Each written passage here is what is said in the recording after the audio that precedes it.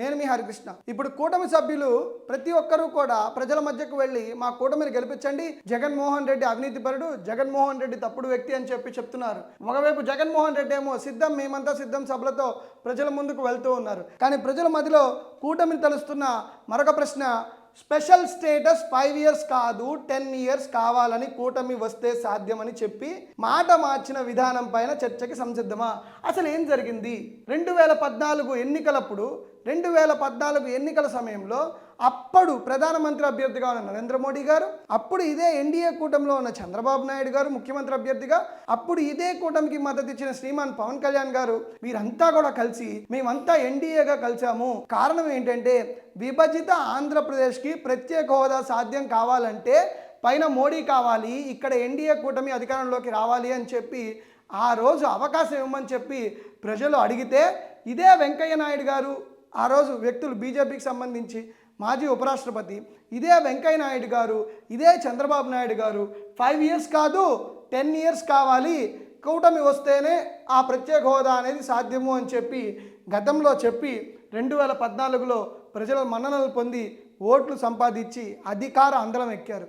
అధికార అందలం ఎక్కిన తర్వాత ప్రత్యేక హోదా ఎప్పుడు వస్తుందా అని చెప్పి ప్రజలు ఎదురు చూస్తూ ఉంటే మన శ్రీమాన్ మాజీ ముఖ్యమంత్రి చంద్రబాబు నాయుడు గారు, కూటమి ముఖ్యమంత్రి అభ్యర్థిగా కూటమి ప్రమాణ స్వీకారం చేసిన చంద్రబాబు నాయుడు గారు, ప్రత్యేక హోదా ఎందుకు, ప్రత్యేక ప్యాకేజ్ అని ఒకసారి, ప్రత్యేక ప్యాకేజ్లో ఏం లోపాలు ఉన్నాయో అని చెప్పి మళ్ళీ ప్రత్యేక హోదా అని ఒకసారి, మళ్ళీ కాదు ప్రత్యేక ప్యాకేజే కావాలి ప్రత్యేక హోదా వల్ల అని ప్రత్యేక హోదా అనే విషయాన్ని బీజేపీనేమో ఆల్రెడీ ప్రత్యేక హోదా కాదు ప్రత్యేక ప్యాకేజీ తీసేసుకున్నారు, ప్రత్యేక హోదా అనేది ముగిసిన అధ్యాయం అని చెప్పి గతంలో చెప్పింది. కానీ అదే బీజేపీకి తోడ్పాటును అందించి బీజేపీతో కేంద్రంలో మంత్రివర్గంలో ఉన్న టీడీపీ కానీ, బీజేపీ మంత్రివర్గంలో దక్షిణాది భారతీయులు అంటే ఉత్తరాదిన ఉన్న వాళ్ళకి పెచ్చుతనం ఎక్కువ, చిన్న చూపు మా మీద, దక్షిణాది అంటే చిన్న చూపు అని చెప్పి నరేంద్ర మోడీ గారిని సైతం నేను ప్రశ్నిస్తాను అని చెప్పి గర్జించిన వ్యక్తి జనసేనాని.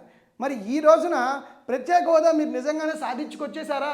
మరి గతంలో మీ కూటమికే కదా పవన్ కళ్యాణ్ గారు అధికారం ఇచ్చింది, మీరే కదా గౌరవనీయ నరేంద్ర మోడీ గారిని, చంద్రబాబు గారిని నమ్మండి, నేనున్నాను, నేను చెప్పిన హామీని వాళ్ళు ఏదైనా నెరవేర్చకపోతే వారి తరపున నేను ప్రశ్నిస్తాను, సాధించుకొస్తాను అని చెప్పి మోడీ గారితో మీకున్న సాన్నిహిత్యం గురించి చెప్పిన శ్రీమాన్ పవన్ కళ్యాణ్ గారు, మరి ఏమైంది? స్పెషల్ స్టేటస్ 5 years కాదు 10 years కావాలని చెప్పి కూటమి వస్తేనే అది సాధ్యం అని చెప్పి 2014లో నమ్మబలిగి అధికారం అందరం ఎక్కిన మీరు 2019 దాకా చేయకపోతే ప్రజలు మిమ్మల్ని దించేశారు. మళ్ళీ ఇప్పుడు ఏం చెప్పి ప్రత్యేక హోదా విషయంలో ప్రజల్ని నమ్మించి మీరు ఓట్లు అడుగుతారో ప్రజలకు సమాధానం చెప్పమని సగటు మధ్యతరగతి వ్యక్తి మిమ్మల్ని మీ కూటమిని ప్రశ్నిస్తున్నాడు. That's all for it.